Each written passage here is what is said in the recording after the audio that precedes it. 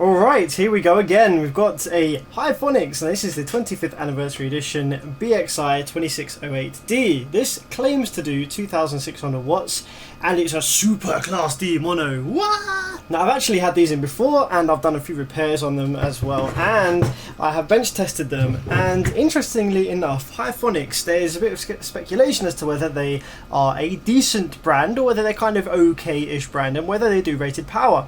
Now, the Hifonics amps, whether they do rated power or not, do vary a bit. This is, I believe, one of the older ones. It's not a sort of current model Hifonics amp. Now, this claims to do 2600 watts RMS, and it benches just over 2K, so quite a bit shy of its claims. However, the newer 2400 watt Brutus, which has the kind of chamfered sides and the sharp fins on the bottom that you catch your finger on and the blue LED glow from underneath, that one actually benches 2200 watts. So the 2400 watt modern amp does more power than the old 2600 watt. Go figure. So this one is going to be interesting for you guys because there's a lot of Hifonics amps floating around, and a lot of them will probably have died or have been repaired at one point in their life. They are quite a sensitive board design, and if the output runs into any problems, it generally takes the power supply down completely with it, because the protection circuit on these very generic boards is very slow indeed. The power supply section uses 064Ns, and the output section uses 9640 and 640N FETs in a high, low and low rail orientation. I noticed there were some people that wanted me to explain a bit more in detail about all the different numbers that I say of FET types and IC chips and whatnot. So this video I'm going to try and explain it a bit more detail as to what I'm doing and why I'm changing certain parts with other parts and whatnot. So hopefully this will give you a bit more of an in-depth insight and help you along the way if you wanted to repair something like this yourself. So as with any amplifier that I get in, let's just do a quick preliminary check to see what has died and what has not. So already we can see visual signs of damage, which is usually the case on the power supply section. Just here we've got burnt gate resistors. These are the resistors that lead up to the MOSFETs, and they're all burnt out, and there's heavy scorching to the board, so that's obviously failed. The power supply in these, like I said, usually gets brought down by output section failures. So although nothing looks bad in the output section, because the outputs they switch off when the power supply goes down, they generally don't have time to burn like the power supply does running off the battery. So let's just take our multimeter on diode beep setting, and let's measure between the gate and the drain of this. Okay, so the fact that the multimeter is beeping there and we've got a resistance of 20 ohms means that at least this bank of outputs is dead, kaput. And so let's check the other side, see what's gone on there. Other side of outputs seems to be intact. Or perhaps not. Got 20 ohms again on there. We could just be reading the dead short from this side, but what I would like to do in this case, because these amplifiers are so fragile and they're so picky, I'll just replace the whole damn lot.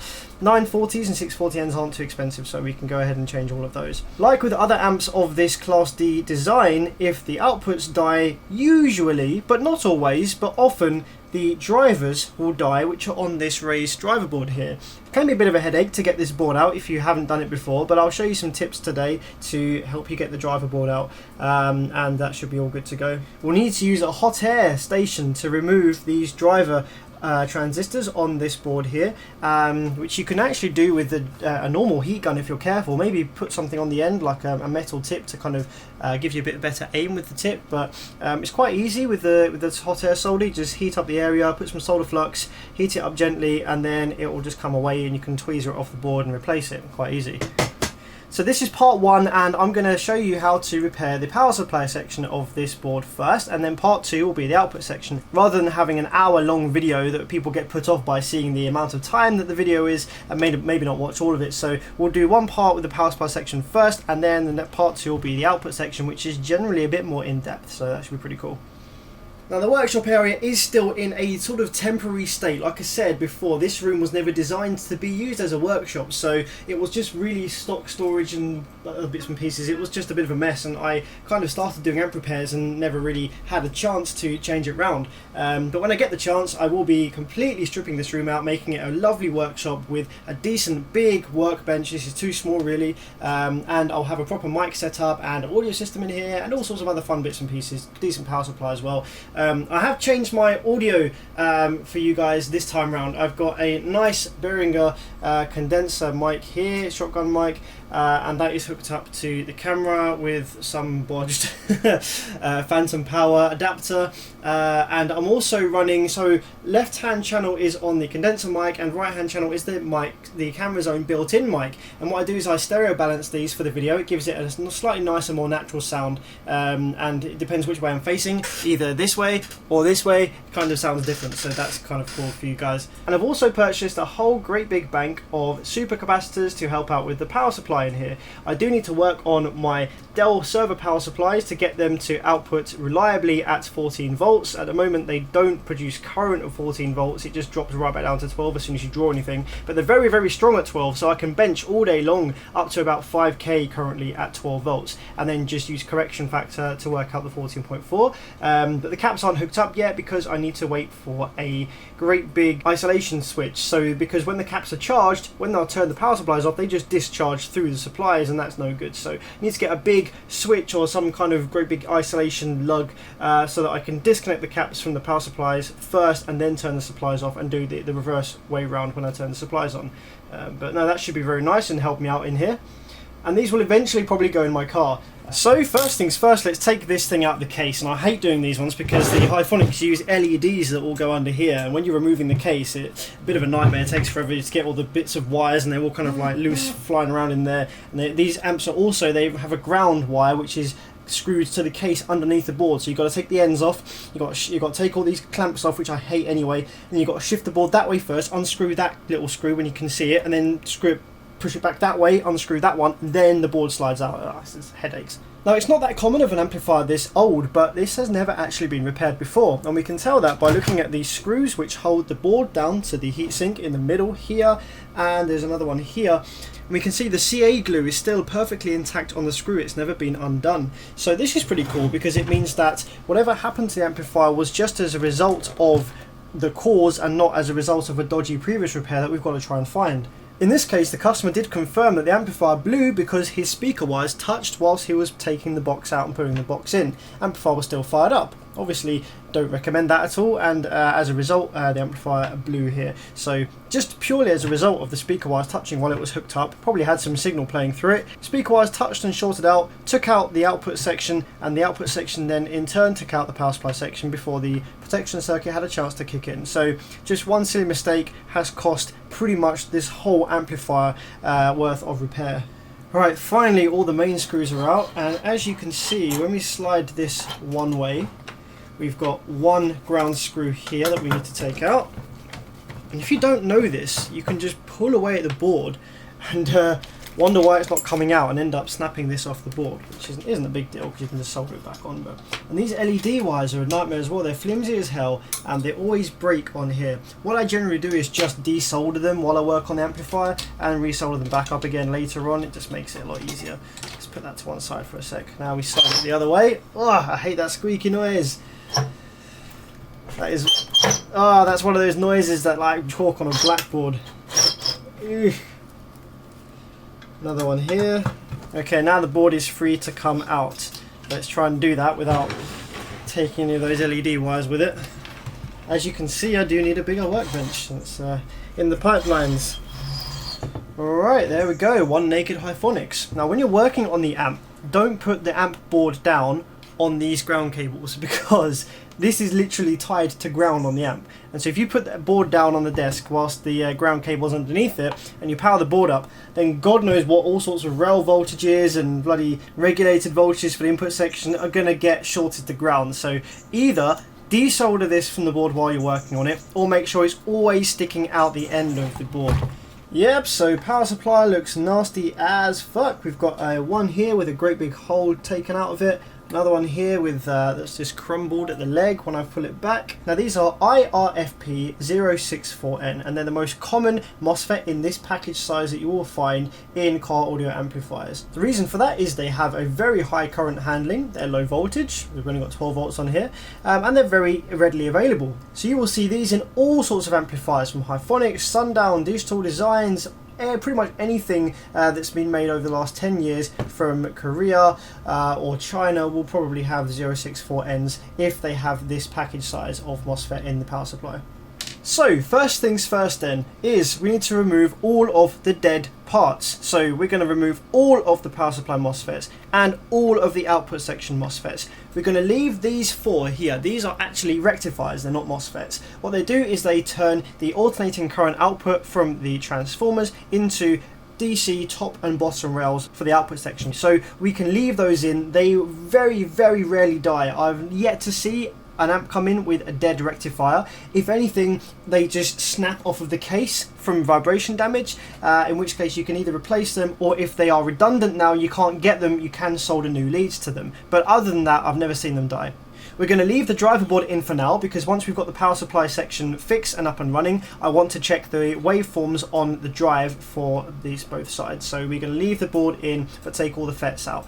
These 2 over here are not FETs either. They are voltage regulators for the driver board, low voltage power supplies like the plus 5 volt, plus 15 volt, minus 15 volt, etc. And also they provide some power for the input section. So we're going to leave those. They very rarely die as well, especially since they're clamped to the heatsink. They don't get involved in any short circuits from the output section or the power supply section, so these very rarely die as well. So I finally got round to buying myself a new large chisel tip, and the one I had before broke, but it was fantastic for removing these FETs. Literally, it's big enough to cover all 3 pins at once, and so you just literally hold it on all 3 pins and the FET just comes away in a second. It's brilliant. And obviously I've got the desoldering gun now as well, so with these holes that are still full of solder, I can just go ahead and use the gun on those to quickly clear them and then install the new FETs. So after removing the FETs, we have a few survivors. Now, most of the 9640s survived. It was the 640Ns that died. The 640Ns run on the high side. So what we can do is we've only got 3 of those left. I'm just going to keep these to one side for little projects that I may have of my own. You can't necessarily trust them too much after they've been in an amplifier that's blown like this, but seeing as they actually read well within tolerance, it seems a shame to throw them away. So if there's any amps that I want to use myself or have a play around with, or I can use those ones for testing in a single bank if I don't want to blow up some new ones from a new bank, for example, it can use those. These 9640s, they all seem pretty good. So again, I'm going to put those to one side to use in a different bank somewhere else. For replacements, we're going to use brand new fresh ones, all of the same batch. So we've got a whole bag here of new ones, same batch, and we've got a bag here of new 640s, same batch.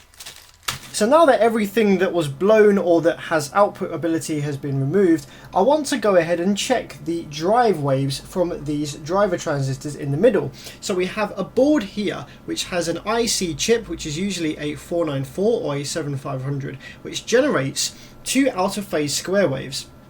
And this drives the power supply. Power supply needs 2 out of phase square waves to effectively drive the transformers to then provide the rail voltage for the output section. So obviously this little chip is just very weak. It generates pretty weak little signals. So that chip then sends the waves to 4 driver transistors in the middle of the board here, which buffer it and give it a bit more power before sending it to the gates of each of the power supply MOSFETs. Now often when the power supply MOSFETs die, the drivers can sometimes be taken down with it as well. And so before we fit any new power supply FETs, we want to go ahead and check that the square waves are looking very good from these driver transistors. Now, because I've got so many spare parts anyway, and I've got upgrades to these driver transistors, I'm probably going to go ahead and replace them anyway, because once the power supply has blown like this, it's always good practice to replace the drivers, since they could be damaged internally without you knowing, and still read fine for now, but fail in the future. So I'm going to go ahead and replace them anyway, but I'm just curious to see whether they did survive or not, and just for your viewing pleasure as well. I do apologise for the dodgy camera angles. This will be resolved once I get the workshop sorted out how I like. So now that we've got power going in, we can see we've got 12 volts sitting there on the source pins for all the MOSFET pads. And just to check that 12 volts is sitting there nicely, we know that the power supply is all good to go. So we're just going to take the remote and we're going to probe one of the good unburnt gates of the MOSFET pads here. And what we want to do is we want to see a nice big square wave build on the scope. Okay, there we go. So we have a 5 volts RMS square wave built there on this bank of drivers, which is looking pretty good. That's a nice looking square wave. So let's go ahead to the next bank. Yep, that looks the same amplitude. It's just below the second line on my grid on the scope. Now let's check the bad ones over here. So we're going to probe this time, not the gate pad, because we've got these burnt resistors. So we're going to probe just before the resistor. So that one's looking pretty good as well. And over this side, yep, that looks very nice as well. So all of these driver transistors in the middle seem to have survived and are giving a nice, good, strong drive to the MOSFET pads. However, I am still going to go ahead and replace them anyway because they were subjected to some pretty serious stuff over here. It just makes for a safer amplifier and more reliable going forward. And I've got loads and loads of spare of these drivers anyway, and they are a stronger driver as well to use. So I'm going to drop those in, and that should be much better anyway. To remove these little transistors from the middle of the board, I found it actually easier to use the manual solder sucker, and I've put a silicone tip on the end of it here, which makes it so much easier to use, like ridiculously easier, because all you have to do is roughly aim for where you want it to suck, push down hard, it makes an airtight seal, and then it sucks all of the solder from the pad away. So all you need to do is take your soldering iron, melt the pad up nicely, get your sucker ready, and then just the second you remove the iron, you suck, and all the solder has come out of the hole. Now these will obviously still be stuck with a little bit of solder just on the edge of the hole, so you need to carefully wiggle that away with the iron so that it's heated, and then what we can do is actually wiggle these out from the top of the board. Makes it much safer, and you don't risk pulling any wires out with the leads. So now all the solder's removed, these will literally just give it a little wiggle just to loosen any last remaining solder on the pads, and then they'll just pull out. There we go, there's one. Now it's very important to make note of what orientation these are in and which ones go where, because in these power supplies there are 2 PNP and 2 NPN, and there is a transistor which usually starts with a C, which is a C3228 in this case, and there'll be one that starts with an A, which is an A1275 in this case. Very common drivers used from factory, and you have to get them back in the right place. So the transistors I'm going to be replacing with today are DB139 and 140s, which are very commonly used in power supplies now, and they are a perfect replacement for pretty much any power supply driver that you'll come across. The DB140 replaces the A, and the 139 replaces the C. So I'm just taking 2 of the 139s. I think I said the name wrong, it's actually BD, not DB. I'm too busy thinking about my DBs, or lack of. Slide them in nice and easy, and then I'll grab my 140s from the other drawer. I'm just going to take the thin tipped soldering iron, hold it against one of the legs, wait for the leg to heat up, and then apply a little bit of solder. You don't need a lot on these at all actually, just a very little amount, and it will seep right through to the other side.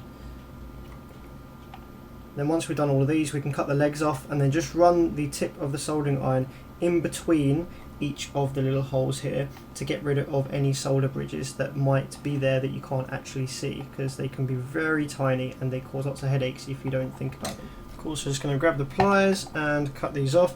You want to stop these from flying all over the place, because when you cut these off like this, they can launch up in the air and they can fall down onto other boards you've got laying around the workshop, or they can fall inside your oscilloscope vents or other bits and pieces, and you don't want that happening. So just put your finger on top of them as you cut it, stop it flying away, and then go ahead and drop it into the bin or whatever else you've got laying around. So once all the legs are cut, like I said, just take the iron and just go in between each of the holes here, make sure that there are no solder bridges. Let's just apply power again and make sure that we got that right and they're all in the correct location. Yep, looks good. Got nice looking square waves on there, and on this side as well. This bank, yep, all looking good to me. So that's great. So once we're happy that the gate drive is okay, what we need to do next is go ahead and check all of the gate resistors. Now some of these are obviously visually burnt, so they will need changing. We need to replace those for the same value. We have 47 ohm resistors on the gates for these, which is the standard for the 064 FET. So replace all the ones along this side which are burnt up, and then we are ready to fit the new power supply MOSFETs. So the power supply on this is pretty simple, to be honest. So we cleaned the board up a little bit there as well, and these black parts are just impregnated now into the board where it was just got so hot. So I've got a whole bunch of 47 ohm resistors here, a spare, to fit in. Now the resistors don't have to be the same wattage, they can be the same as the original or higher. There's really no limit to how high the wattage rating on the resistor can be when fitting replacements. Obviously the higher the better, the less prone it is to fail. Obviously you go too high and you can't fit the resistor in the slot or in the designated space. You can't go lower obviously because that resistor was designed to work with this circuit, and running a lower wattage resistor could lead to it heating up excessively in the circuit it was designed for. So I think the ones I've got here are ever so slightly more powerful than the original ones. It's just pretty much what I have to hand, and it's always, you know, if you've got ones that are higher power, it doesn't hurt to put them in. Now this is the side that suffered from lots and lots of heat, and with heat, especially on these cheaper boards, you get the issue where the pads on the top of the board will actually either just melt away, or they'll come off with the FET, or they'll just be no longer attached to the board and just fall off. And it's especially important on the top of the board when you're looking at the gates, because the gate trace is from the resistor here to the pad here, and on some of them, for example this one and this one here, you can see that the actual ring around this leg for the transistor has disappeared. So we need to put a nice healthy dollop of solder either on the bottom or on the top additionally, to make sure that the drive wave from the resistor is getting to the leg of the FET. So already we're almost finished with the power supply section. All we have to do now is fit the power supply output FETs, which is easy enough. First of all, I'm going to put just one per bank, and that just alleviates any issues which may be arising due to shorted transformers, etc. It makes the issue much easier to find if there's only one FET per bank, and it also makes it easier to remove them again if need be. So one FET per bank is all we need to power the amplifier up, and then once it's happy and I can see that the power supply is playing stable and not getting warm, I'll fit the rest of them. So it's time to fire up the board properly for the first time with the power supply fitted, and this will also fire up the output section. We haven't got any output MOSFETs in, so hopefully this will just turn on nicely, green light will come on, and then we'll be able to check what's going on with the output section, which will be another video. I'm also going to, just before I start work on the output section, see this transformer. This has really loose leads here going off to the lower voltage sections up here, and this is going to rub and short itself out over time with vibrations. So I'm going to dump a load of CA glue all around the top of this transformer and this one, just to stop these leads from vibrating when this amp is mounted to a vibrating surface, so it doesn't lead to any issues in the future. So let's plug the old power supply in, and you'll be able to see the blue LED on here flashing when we turn the amp on to show that it is cutting out as we're charging the rail capacitors here as we switch it on. So let's probe the back of these MOSFETs here, and let's make sure that the power supply comes on and switches nicely. Square wave attempting to be built, the green light on the amp is flashing, and if we now read the rail voltage, we should see that that has been charging quite a bit. Let's go and have a look. So that's charged all the way to 30 volts already on the plus and 30 volts on the minus. So looking good so far. Let's turn that back to 10 and let's continue charging. So we have to wait until the rail capacitors are fully charged before the power supply will stay operational. There we go. Okay, that doesn't look too good. We have a curve there at the bottom, at the back of the wave. Didn't cause these to heat up, but that could be a pull down resistor issue. These will have pull down resistors somewhere, and if one of those is damaged, then that will cause the wave to look a funny shape. Let's just check that once more, and let's see whether it's on all of them or just on a couple. Okay, yeah, that doesn't look too nice. What have we got over here? Oh wow, okay, there's nothing on this one. So we have absolutely nothing on this FET here, so we don't even have the 12 volts worth of wave going on there, which is surprising that the amplifier actually charged. I wouldn't have thought that would have worked. So we've got all the waves correct, all the voltage correct over here, but this FET doesn't have 12 volts on it, and this is a slight oversight on my part, because that will probably be because it heated up a lot perhaps, and we need to check that there's actually 12 volts going along the board to this pad here, which it's not. So let's have a look at what's going on there then. So 12 volts DC is supplied to these MOSFETs here by the top of the board, and you can see that the trace is the slightly different color here on the board, where it's a lighter blue, which indicates that there is a trace there. So this whole top section here, here and here is providing these middle pads here with 12 volts. Now it appears that due to the heat that was generated on this board and also the poor build quality of this board, I have to say, some of the wires and some of these pads have been damaged. So by the looks of it, on this one we haven't got any continuity to 12 volts there, and that's because there is no solder that seeped through from the bottom to the top because of a damaged wire. So all we need to do to rectify this is just dump a load of solder on the top of this pad here, which should rectify the issue and provide this MOSFET with the 12 volts required. So we're just going to take our iron in there, let the leg heat up first, apply a little bit of solder to help it heat up, watch that solder seep around the leg nicely, there we go. Give it a bit more, check the other side as well, make sure that the solder has seeped around to the whole of that, which it is a little bit, but I'm going to give it some the other side as well. You don't want to bend these too much, these legs are quite thick and brittle, so you want to try and avoid bending this FET if you can. Just dump a lot of solder on this one here. Okay, so that looks like a nice healthy amount of solder on there, and back of that FET is pretty hot now from the iron.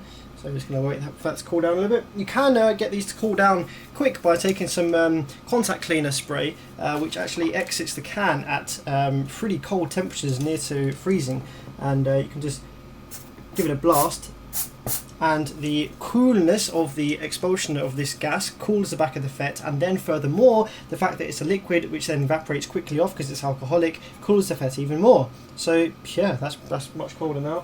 So we'll just wait for that to cool down again. And let's see whether we have 12 volts there now. And we do. So that was the issue there. What I will do is, obviously these FETs, the others are all still okay, but what I'm going to do is I'm going to dump solder on the top of every single one of these just to make sure that it has a decent connection to the board, because I don't trust them after seeing this one not having a decent connection. But let's apply the remote again and let's see whether that's corrected the funny looking wave shape. We have to wait for the rail caps to charge back up again, and we can see the wave dancing as it does. Ah, there we go, much better. That's a much healthier looking drive wave on the power supply. So what I'll do now is I will leave this running for a couple of minutes just to make sure that these don't heat up, and then that's the power supply done, bar fitting the rest of these FETs. I'm not going to fit them until the whole amplifier is complete, and the reason for that is it actually powers up quicker having less FETs in the power supply section on this small power supply. So it means that when I'm testing the output section, I haven't got to wait so long for it to power up. So I'm going to leave those in there now and start work on the output section, which is going to be part 2. So just to recap then for this video, disassemble the amplifier, taking care to remove the ground wires here as you're sliding it out. These are a bit of a nightmare to get out. Remove the clips carefully, and to remove the clips you just need to use an Allen key and just carefully pull it back like that. Use the leverage to pull it off the side of the heatsink. Once you've done that, take off all of the MOSFET parts which you have read had a dead one in the bank, because you're going to need to replace them all anyway. Once all the MOSFET parts are away, and removing any other obviously burnt parts, like for example if the drivers were visually burnt, take those off as well. Take the burnt resistors off. Then you can power the board up without any MOSFETs in, without danger of there being any further damage, and check all the drive waves in the power supply. Make sure that you have good, strong, equal amplitude waves going to each of the banks of the gate pads here for the MOSFETs. Change the drivers if need be. Check again for constant, clean drive on all of the gate pads. Once you've done that, make sure that the resistance is the same for each of the gate resistors. Make sure it's all 47 ohms or whatever resistors happen to be in the amplifier you're repairing. Once you know and you're certain that you've got good, strong, clean and continuous drive on all of the banks, then can you fit one FET per bank to ensure the amplifier comes on and the power supply operates and doesn't get warm. So these FETs are staying absolutely stone cold. They're making my finger quite cold by touching them, and this has been on for a good few minutes now, so that is a good success, and it is very stable and happy. Stick around for part 2, where we tackle the output section, which can be more in-depth if the driver board has been damaged. I kind of hope it maybe has, because it makes for good video content, but it's also less effort for me if it hasn't been damaged, which is also nice, so we'll see. If you've got any questions on this amplifier, just drop me a comment and I'll try to reply to as many comments as I can.